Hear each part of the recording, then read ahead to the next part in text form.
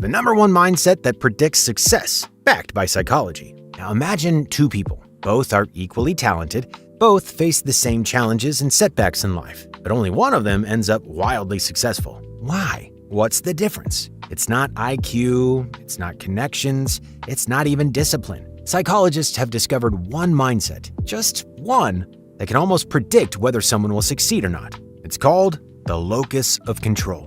Once you understand this mindset and learn to train and use it to your advantage, it becomes a secret weapon that quietly separates high-achieving, successful people from everyone else. In this video, we're delving into the science behind the locus of control and why shifting your mindset may just be the most important change you ever make. So let's get started. But before we dive in, I want to thank today's sponsor, BetterHelp. BetterHelp is an online therapy platform that makes it easier to start working with a therapist. You fill out a short questionnaire and you'll be matched with a therapist in as little as a couple of days. If it's not the right fit, you can easily switch therapists at no extra cost. A therapist won't just listen. They'll help you see things from a new perspective and guide you toward real, actionable change. And with over 7,000 reviews and a 4.3 rating on Trustpilot, BetterHelp is a platform people trust. So if you've been feeling stuck or overwhelmed lately, and let's be honest, who hasn't, consider giving therapy a try. You can get 10% off your first month by clicking the link in the description or going to betterhelp.com/improvementpill. What is the locus of control? Well, the concept of locus of control comes from psychologist Julian Rotter, who introduced it back in the 1950s. It's a psychological framework that describes how people interpret the causes of events that happen in their lives. If you have an internal locus of control, you believe that you're responsible for your successes and failures. You believe your actions matter, that you can make change happen.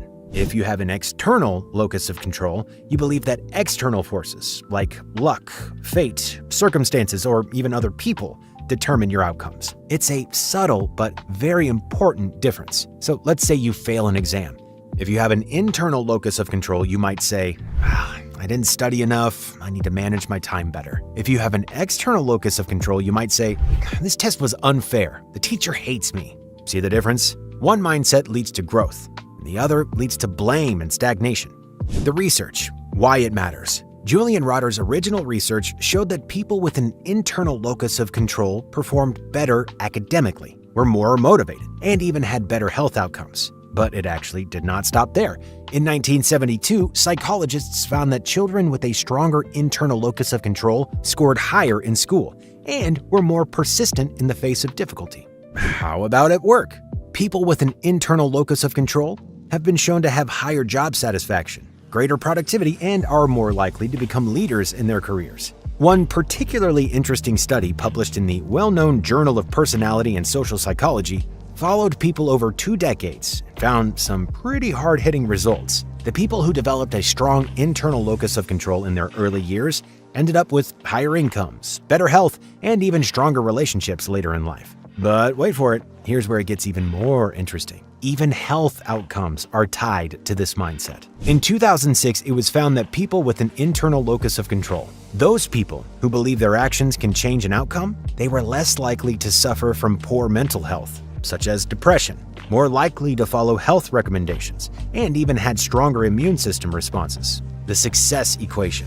Now, here's the uncomfortable truth that no one wants to admit. If you consistently believe that things are outside of your control, you end up being right. You won't be in control of your life. It turns into a self-fulfilling prophecy. But if you believe that you do have control, you start looking for solutions, putting in the effort, and getting better over time. Your belief becomes reality. This is what well-known psychologist Martin Seligman, the father of positive psychology, calls learned optimism. Seligman discovered that people who believe they have control over their lives tend to recover faster from setbacks, and even experience fewer setbacks overall, because they're constantly adapting, learning, and moving forward. Kind of becomes like this feedback loop. More control leads to more success. More success leads to a stronger belief in yourself and your control, and then ultimately leads to even more success. Why most people struggle with the internal locus of control. So if having an internal locus of control is so great, then why doesn't everyone do it? There's one reason. It's uncomfortable. An internal locus of control forces you to realize your role and your failures. It means taking ownership and examining the why. Now, it's easier to blame bad luck than to admit you didn't try hard enough. It's totally easier to point to circumstances than to reflect on poor choices. But here's the thing, growth is uncomfortable. That's the price of success. And as weird as it might sound, we have to get comfortable with feeling a little bit uncomfortable.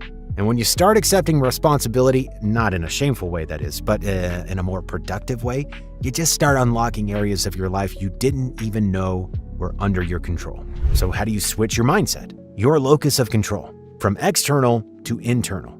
So the big question is, how do you train this mindset? Well, here are 5 moves you can make in your everyday life to start taking back control. Number 1, start with language. Listen how you speak. Do you say, I have to do this? Or, I choose to do this? That small shift reminds your brain that you are in charge. Ask yourself, what can I control? When something doesn't go as planned, resist that urge to blame. Instead, just ask, what part of this was within my control? Then there's always something, even if it's just your reaction. Number 3, celebrate cause and effect. When you study and get a good grade, notice that. When you train and improve your fitness, acknowledge it. Reinforce the connection between effort and results. Number 4, take responsibility. Taking responsibility doesn't mean beating yourself up. It just means saying, okay, that was on me. Now, what's my next move? Number 5, surround yourself with powerful people.